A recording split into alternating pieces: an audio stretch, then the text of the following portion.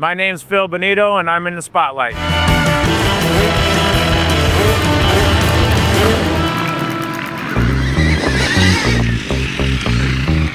Check 1, 2.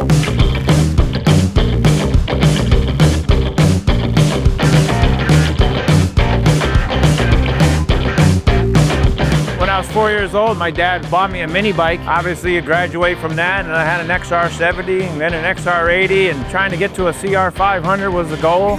But if you don't know better when you're younger, as soon as we got the CR500, we got rid of it and started working our way down back towards the 125s, but we ended up settling in on 89 CR250 in the novice class, 1997. Year and a half, moved up to expert. That's where you get the reality check. Music creeps into my dreams.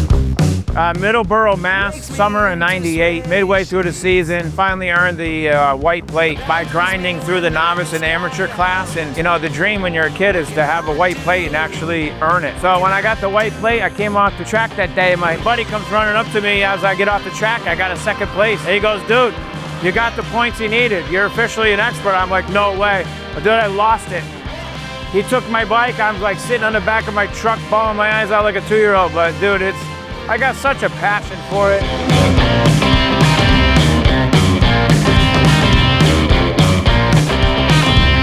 We're going week to week. I had barely any money. I was working for the family business, and week after week, you're grinding 2 nickels together to try to get to the next race, and you don't want to miss a race because you're chasing points. And I'm living at my friend's house in his spare room to work your way up and get to a different place and not have to live paycheck to paycheck and rub your nickels together, try to turn them into dollars, you know? You're borrowing money from your friend, and he's got the good job, he owns the house, and his life's squared away. And at the time when I kind of was towards the bottom, he was there.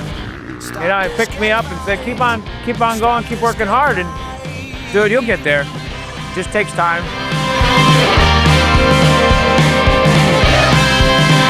Not every day is an easy day in the world of moto. There's gonna be days where you get on the bike and you just feel awesome. You feel one with the bike, you feel like you're growing, you feel like you're learning, and then there's days you get on the bike and it's like the most foreign object. You have to pay attention. And when you don't pay attention, it will bite you.